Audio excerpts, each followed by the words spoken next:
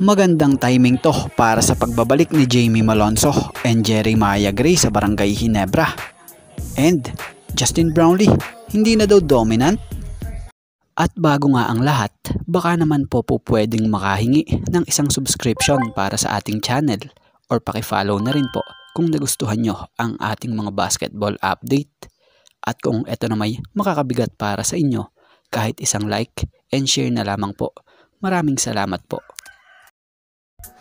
Mukhang di kumbinsido ang head coach ng Meralco na dinomina ni Brownlee ang laro para matalo ng 3 sunod ang Meralco.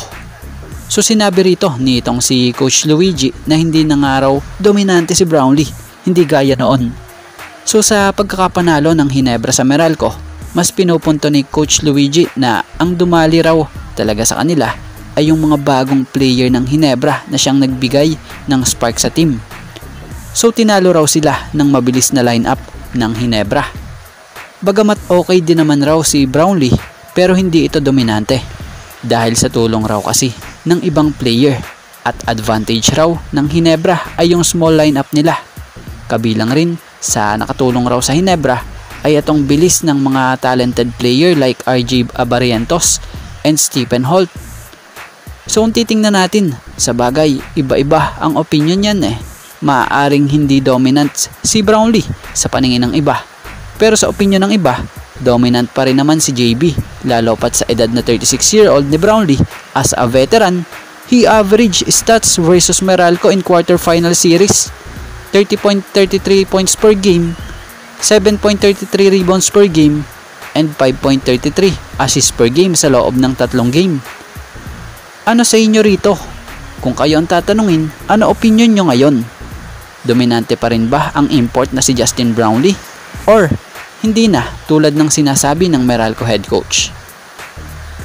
Ngayong semis na ang Barangay Ginebra ay mukhang nagsimula na rin ang puspusang ensayo nila, na kung saay binahagi ng resident import ang seryosong pakipag-usap ni Coach Tim sa koponan ng Ginebra base rito sa IG post nitong si Justin Noipy Brownlee. At mapunta naman tayo rito kay Jeremiah Gray and Jamie Malonzo.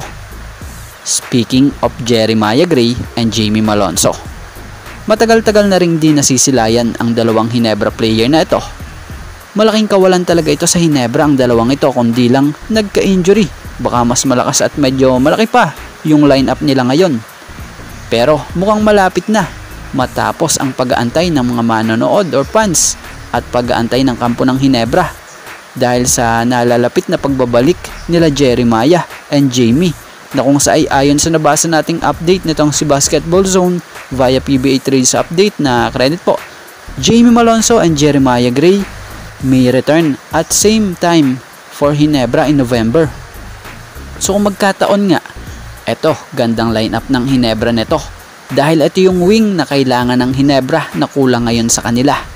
Bukod dyan, ang dalawang ito ay big impact talaga sa Ginebra, defense man yan or offense, at napatunayan na nga yan nila noon.